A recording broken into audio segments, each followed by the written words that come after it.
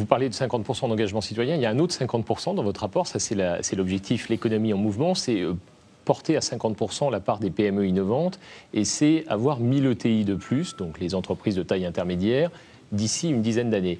Moi j'ai une question simple, dans le système fiscal et la pression qu'il y a sur les charges en France, la perte de compétitivité, est-ce que c'est réaliste ? La question c'est d'abord, est-ce que c'est nécessaire ? Et je pense que c'est nécessaire parce que la France est un pays qui est extrêmement bien doté en grandes entreprises de taille mondiale, les grands champions. On a plus de grands champions internationaux que les Allemands, que les Britanniques. On est le pays européen qui a le plus de champions internationaux. Mais on a une faiblesse, disons, de la deuxième division des entreprises.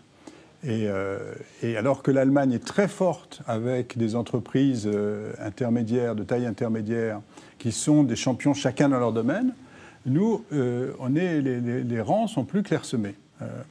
Et aujourd'hui, les grandes entreprises, ça reste un atout, mais les grandes entreprises, elles vivent leur vie dans le monde. Le territoire français, c'est un des territoires sur lesquels elles existent, elles investissent, elles produisent plutôt plus en France que par rapport qu'elles ne vendent en France. Donc, elles ont tendance à aller davantage investir là où sont leurs clients.